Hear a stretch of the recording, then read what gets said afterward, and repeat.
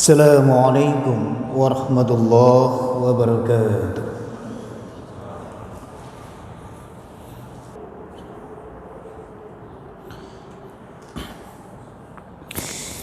Innal hamdalillah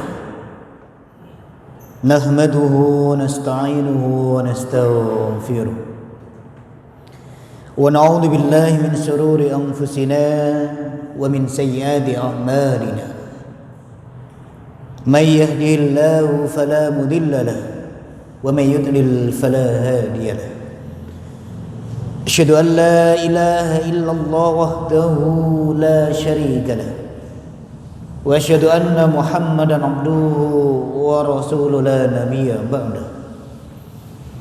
اللهم صل وسلم وبارك على نبينا محمد وعلى آله wa ashabihi ajma'in, amma ba'd. Fa ya ayyuhal hadirun rahimakumullah, ittaqullah kama qala Allah ta'ala fil Qur'anil 'azim. A'udzu billahi minasy syaithanir rajim. Ya ayyuhalladzina amanu ittaqullaha haqqa tuqatih wa la tamutunna illa wa antum muslimun. Wa qala aidan ya ayyuhalladzina amanu ittaqullaha wal tanzur nafsum ma qaddamat lighad wattaqullaha innallaha khabirum bima ta'malun. Sadaqallahul azim. Hadirin sidang Jumat yang dimuliakan Allah Subhanahu wa taala. Marilah kita jadikan anugerah hidup yang diberikan Allah sampai saat ini sebagai cara kita untuk mencari kemuliaan dan keistimewaan di sisi Allah Subhanahu wa taala. Karena yakinlah bahwa ketika seorang hamba, ketika manusia itu sudah mendapatkan kemuliaan, mendapatkan keistimewaan dari sisi Allah, pasti orang itu akan dimuliakan sesamanya. Tidak ada jaminan, tidak ada garansi ketika orang itu dipuja-puja, disanjung-sanjung oleh sesamanya, belum tentu orang itu akan dimuliakan oleh Allah. Karena bisa jadi orang itu disanjung, dipuja karena hartanya, bisa jadi karena jabatannya saat ini yang melekat dalam dirinya. Belum tentu ketika hartanya itu diambil oleh Allah, belum tentu jabatannya itu kembali kepada Allah, orang itu juga akan disanjung oleh sesamanya. Maka jangan tertipu itu oleh semua. Siapapun diri kita pantas untuk mendapatkan kemuliaan, dan kemuliaan yang hakiki itu datangnya dari Allah. Pasti kita akan dimuliakan sesamanya. Jamaah yang dirahmati Allah, waktu berjalan begitu cepat. Tidak terasa hidup kita berada di penghujung tahun 2022, yang artinya bahwa jatah kehidupan yang Allah berikan sesungguhnya telah berkurang 1 tahun lagi. Tetapi faktanya tidak semua mampu untuk mengambil ibrah dari peristiwa ini. Kalau dalam konteks urusan dunia, kita sering disibukkan namanya mengaudit, mengevaluasi segala bisnis dan urusan dunia kita, tapi sering kita terlupakan untuk bisa mengaudit dan mengevaluasi diri kita masing-masing. Padahal kunci kesuksesan di antara kita semua di hadapan Allah adalah bagaimana orang itu pandai untuk melakukan evaluasi diri, muhasabah diri. Karena dengan muhasabah dan evaluasi itulah dengan harapan dia akan senantiasa memperbaiki kualitas hidupnya di hadapan Allah Subhanahu wa taala di masa yang akan datang. Allah ingatkan kita dalam surat Al-Hasyr ayat 18 yang telah kita baca di awal tadi. A'udzubillahi minasyaitonir rajim. Ya ayyuhalladzina amanu taqullaha wal tanzur nafsum ma qaddamat lighad wattaqullaha innallaha khabirum bima ta'malun. Ayat 18 ini yang menarik, diawali dengan khitabnya adalah orang yang beriman. Ya ayyuhalladzina amanu, wahai orang-orang yang beriman.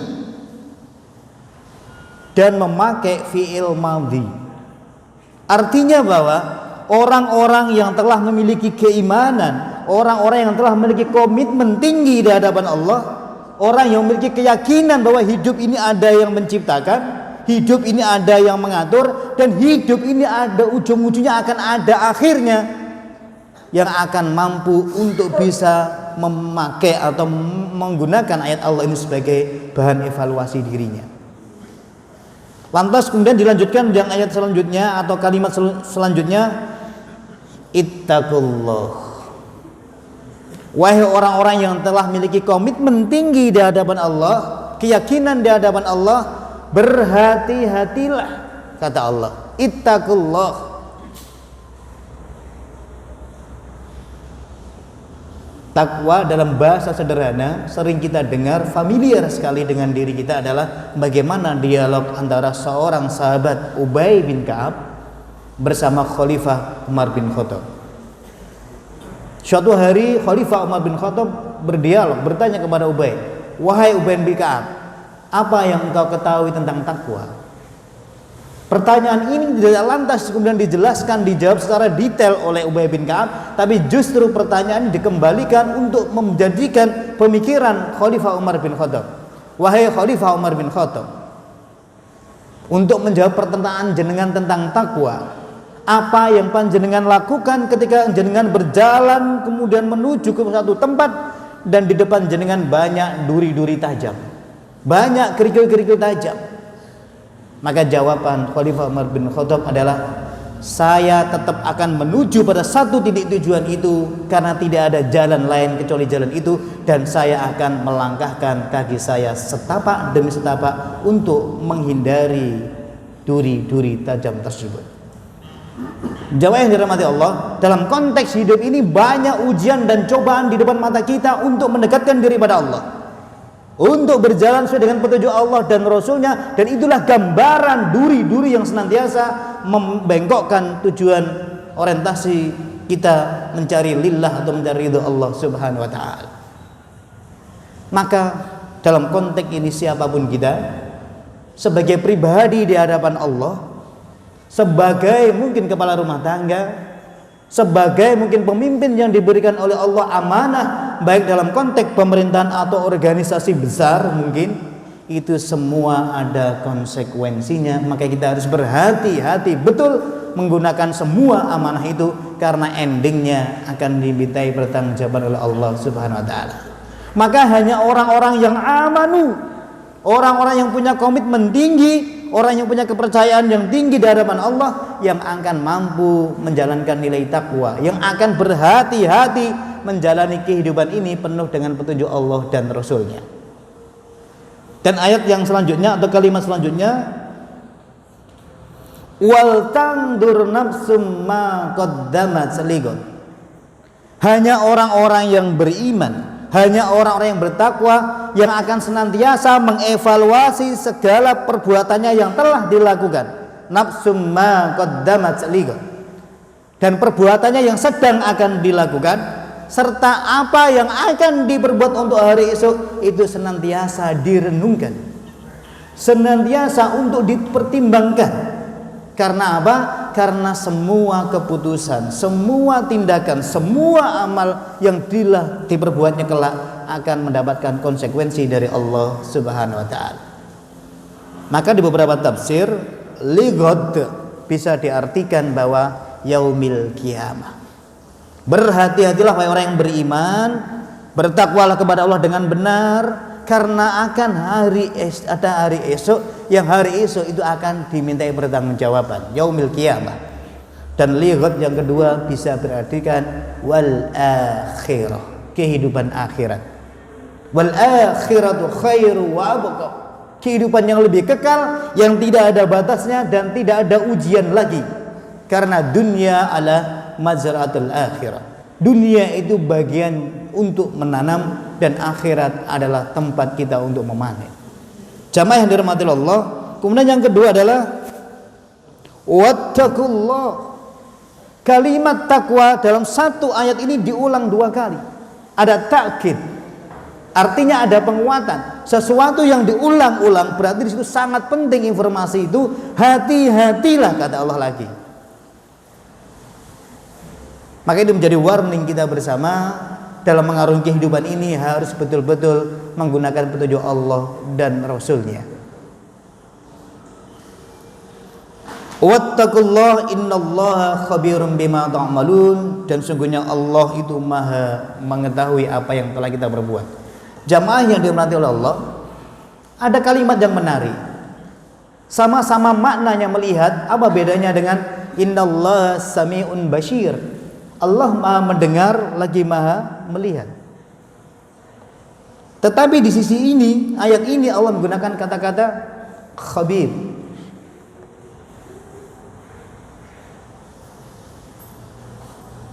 Innallaha khabirum bima ta'malu.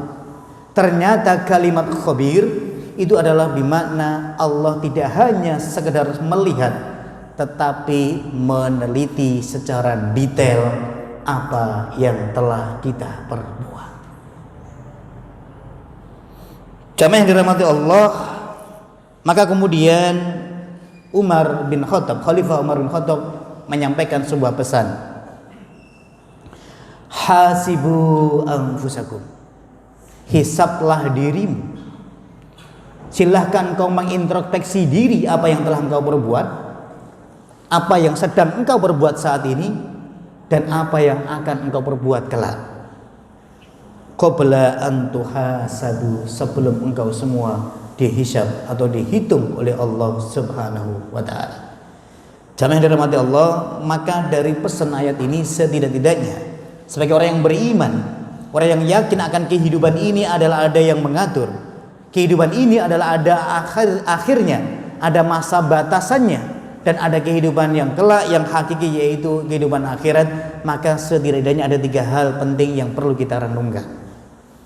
Yang pertama, marilah kita kemudian mengorientasikan kehidupan ini tidak hanya sekedar berorientasi urusan dunia saja, tetapi lebih dari itu semua aktivitas hidup ini harus berorientasi kepada akhirat. Kita membaca doa itu setiap saat dan setiap waktu. Dalam surat Al-Baqarah ayat 201. A'udzubillahi minasyaitonirrajim. Wa minhum may yaqulu rabbana atina fid dunya hasanah.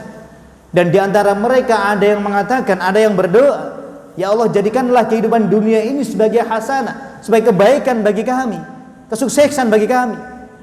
Wa fil akhirati hasanah, dan tentu juga kita berharap betul kehidupan akhirat kelak juga menjadi hasanah, menjadi kebaikan kami, menjadikan kesuksesan kami. Wa qina adzabannar, dan jauhkan kami dari malapetaka atau siksa yang pedih, dari api neraka. Maka kemudian ini menjadi penting untuk mengubah mindset kehidupan kita. Apapun status kita, apapun predikat kita, harus kemudian semua mulai dari bangun tidur sampai tidur kembali itu harus diorientasikan 2 hal. Tidak hanya cukup dunia saja, tapi lebih dari itu adalah urusan akhirat juga penting. Jamaah yang dirahmati Allah, maka sebagai orang yang beriman, maka semua ini menjadi penting. Tentu kalau ini berinteraksi dengan Al-Quran, bernilai ibadah, itu penting. Tapi ke depan mestinya lebih dari itu. Karena secara otomatis, karena bernilai ibadah, maka kompensasi itu, pahala itu mesti akan datang dan diberikan oleh Allah Subhanahu wa taala. Tapi tidak sedikit, tidak banyak maksud kami, tidak banyak orang yang kemudian berinteraksi dengan Al-Quran, membaca, memahami, itu bukan sekedar mencari pahala. Tapi bagaimana kemudian untuk betul-betul menjadikan guidebook hidup kita, sehingga kita menjadi hudal lil muttaqin, mendapatkan petunjuk dari interaksi Al-Quran itu. Itu yang harus kita bangun di masa yang akan datang. Yang pertama. Yang kedua adalah yang harus kita bangun adalah bagaimana kemudian ini yang kita lakukan, semua aktivitas hidup itu harus lillah, berorientasi senantiasa mencari ridha Allah Subhanahu wa taala. Innas salati wa nusuki wa mahyaya wa mamati lillahi rabbil alamin. Kalau visi kita sudah jelas berorientasi urusan sukses dunia dan akhirat, maka misinya pun harus jelas. Tidak hanya punya mimpi, punya tujuan yang berorientasi bagus, tapi kemudian misinya tidak jelas. Maka misinya semua aktivitas hidup itu harus senantiasa berorientasi untuk Allah, maka orientasi dunia itu pasti akan mengikutinya. Tapi sebaliknya, kalau orientasi orang hidup itu mengejar dunia, pontang-panting, bukan luar biasa waktunya dihabiskan untuk dunia kadang tidak didapatkan, akhirat kita menjadi keteteran. Naudzubillah, summa naudzubillah. Yang terakhir, maka kualitas ibadah kita harus diperhatikan. Tidak sekedar kuantitas. Kuantitas itu penting, tapi lebih penting lagi bagaimana kualitas di hadapan Allah Subhanahu wa taala, sehingga kebaikan kita atau amal soleh kita itu berdampak positif untuk diri kita dan untuk orang-orang sekeliling kita. Jamaah yang dirahmati Allah, mudah-mudahan dengan akhir tahun ini sebagai sarana kita untuk bermuhasabah, untuk senantiasa mengingat pesan Allah ini, sehingga kelak kita menjadi manusia yang beruntung, manusia yang sukses, karena manusia yang senantiasa akan mendapatkan kemuliaan dan keistimewaan di sisi Allah Subhanahu wa taala. Amin amin ya rabbal alamin. Barakallahu li wa lakum wa nafa'ani wa iyyakum min ayati wa dzikril hakim. Innallaha huwas samiul alim.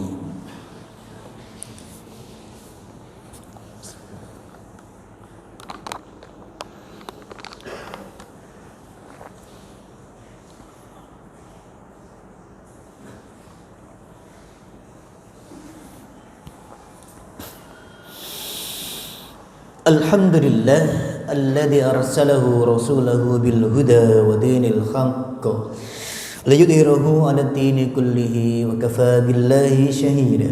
Asyhadu an la ilaha illallah wahdahu la syarika lah wa asyhadu anna Muhammadan abduhu wa rasuluhu la nabiyya ba'da. Jamaah dirahmati Allah, di khutbah yang kedua ini kita diingatkan oleh Allah dalam surat Al-Asr. Di Muhammadiyah disebut sebagai teologi Al-Asr. Pentingnya waktu yang telah lewat tidak akan pernah kembali lagi.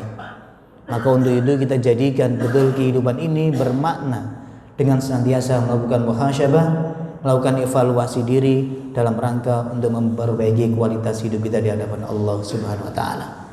Dan yakinlah bahwa kalau kualitas hidup kita di hadapan Allah, yang kita dapatkan adalah kemuliaan, pasti itu datang dari Allah. Dan yakinlah bahwa kalau Allah sudah memuliakan kita, pasti kita akan dimuliakan sesamanya.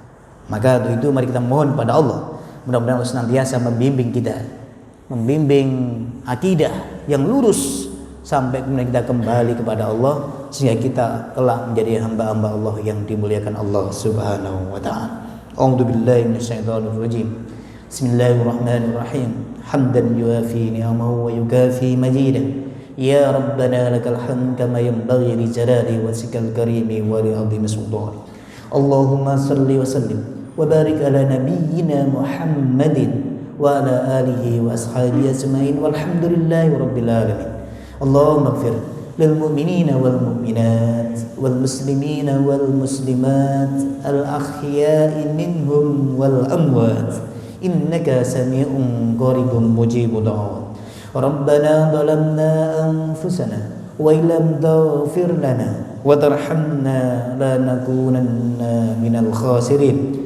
Rabbana hab lana min azwajina wa dhurriyyatina qurrata a'yun waj'alna lil muttaqina imama. Allahumma innana salamatan fid din wa 'afiyatan fil jasad wa ziyadatan bil 'ilmi wa barakatan fir rizqi wa taubatan qabla al maut wa rahmatan indal maut. Allahumma hawwin 'alaina fi sakhratil maut wa lazatan minan nar wal 'afwa 'indal hisab. Rabbana atina fid dunya hasanah wa fil akhirati hasanah wa qina 'adzaban nar. Subhana rabbika rabbil izzati amma yasifun. Salamun alal mursalin walhamdulillahi rabbil alamin. Ibadallah, aqim salat.